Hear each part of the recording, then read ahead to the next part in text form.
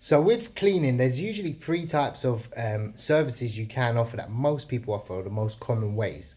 The first one is going to be, an end of tenancy cleaning, which is really essentially a really deep clean that gives the tenant of the house, your customer, the right to ask for the deposit back because the house is kept at a certain standard. Now, these are very, they're priced quite high usually, depending on the area. Especially in London, you can pay anywhere between £250 to £500, or even cheaper. Usually through companies, that's the typical price, depending on the size of the property and what work needs doing. Now, the second and third one is a regular clean and a one-off clean. In this video, I want to talk about the one-off cleans. Now, I typically built my business on regular cleaning. So it would either be weekly, every 2 weeks, or fortnightly, or as and when. Weekly, fortnightly, and monthly, or as and when. I typically aimed for weekly customers, and I found those kind of customers were quite hard to acquire. And I typically went down the route of trying to spend a lot of money on marketing and targeting those sorts of customers.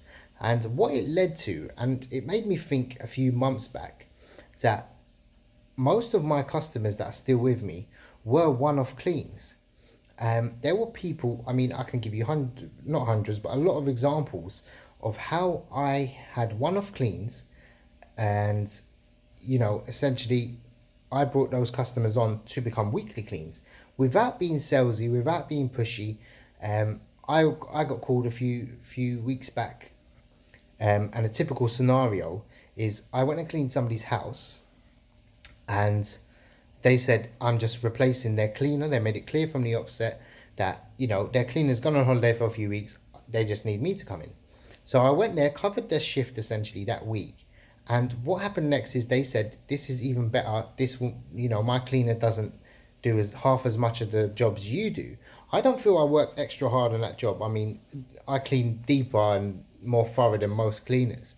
That's just me and my style. And I like to keep a clean house myself. Get all the watermarks off the taps, and make sure the hoovering's done properly. But anyway, they've given me their actual weekly contract now, so I'm actually cleaning essentially for their house now on a weekly basis. And the power of, I mean, it's very typical. Some people just call you for once, and those jobs, the one-off cleans.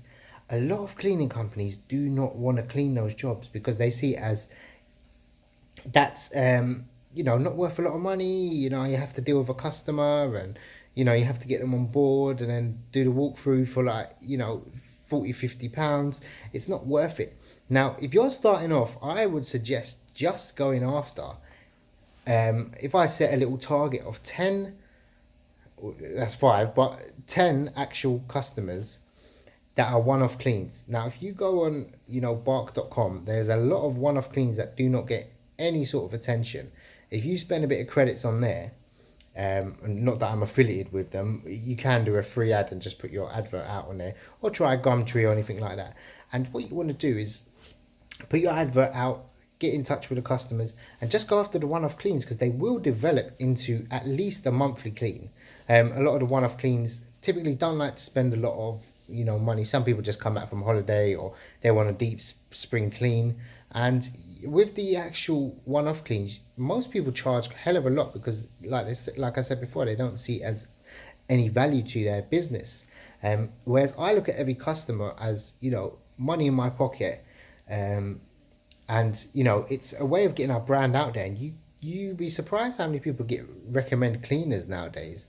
It seems to be typically, I find people that have cleaners actually know people that have cleaners as well. So it's very, recommendation basis. I heard one person on the phone while I was cleaning downstairs on the first day on my job, ringing her friend, or FaceTiming her friend, showing her how I could hear her from upstairs. Yeah, I don't think she knew I was here, but FaceTiming someone to show her the bedroom and then the bathroom afterwards, how clean it was. And essentially I gathered 2 customers from that person, and they were based around Enfield area, so it's not a very cleaning hub area. but still I picked up 2 customers from there. So essentially, what I want to get at is don't neglect any position, don't neglect any job, because the one-off cleans actually bring in, when I had a look at it, more money in the long run than a weekly clean, and those customers are charged at a higher rate. And I feel, looking on, just going through the data like I went through on my cleaning business, you know, the one-off cleans actually are all my favorite customers now. I love all my customers, but that one was essentially, um, the weekly cleans I don't seem to bond with, but the one-off cleans I really do. And usually it's the people like that have one-off cleans don't usually have cleaners before. Weekly cleaners are very fussy and they want a cheap rate. So yeah, it's a very, go down the one-off cleans and don't neglect them. Just pick them up when you can, especially when you're getting started. It'll give you, while you learn, you can go along, and it's just very good to get in with. So go ahead, take every job you can. Believe me, it will pay off.